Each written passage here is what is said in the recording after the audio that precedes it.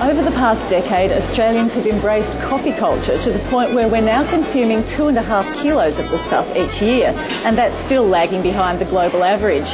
The big chains seem to be popping up everywhere, but local chain Hudsons is avoiding the shopping malls and heading into airports and hospitals, trying to keep a jump on competitors while managing their most vital resource besides coffee beans, staff.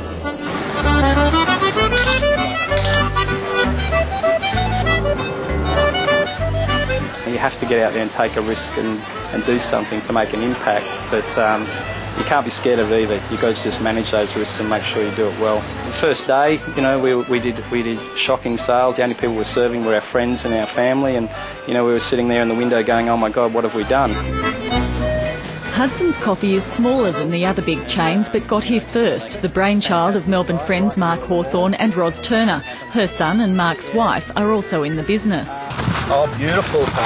One thing we have developed is a great family culture in our business. We're tight, we're small, you know, we multitask, and we're very much like a family, and I think that carries a lot. Go on, get in there, get in there. No, I can't get my 7-year-old behind the machine yet, but he'll be there one day. Hudsons employs about 500 staff, including 13 in head office, and staff turnover is just under 30%, below the average for the hospitality industry.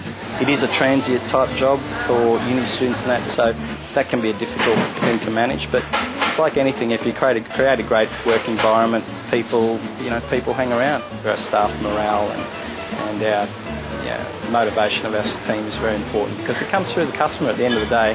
They pay at or above award rates with incentives like salary reviews, prizes, quarterly sports days and a big Christmas party.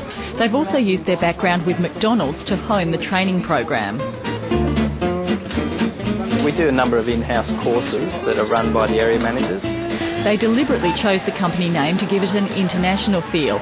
These days they're keen to be known as Australian.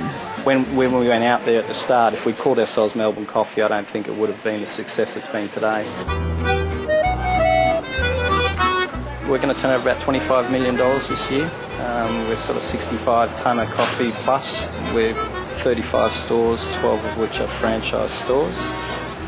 Just to put that in perspective, it's about 20,000 cups of coffee a day, which is pretty staggering. You make good gross profits, but there's a lot more costs involved than just the cost of your coffee. You know, it might cost you 50 cents to make the coffee, but it costs you $2 to deliver it over the counter with labour and insurance and rent and, you know, all the other bits and pieces. A key is locations. Hudsons is in 3 airports and 1 hospital, and the partners do their homework.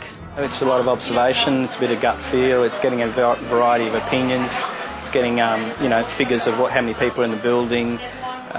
There's certain planning or mapping that you can do where you can see, you know, how many people in that area, how many people 10 minutes out.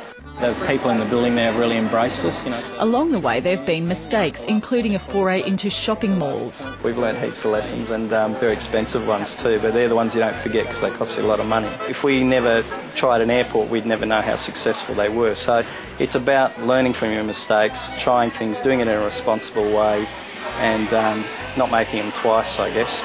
Hudsons is planning to expand by around 10 to 15 stores a year in shopping strips, regional centres, airports and hospitals, but expansion will be measured.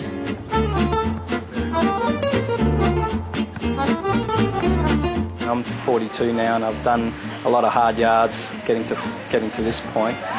These days I'd work 8:30 till 6. Monday to Friday generally. I'm very, very big on life balance, and we also like that with our staff as well. You're not good to anybody if you burn yourself out. Family is very important in your personal life and getting that balance.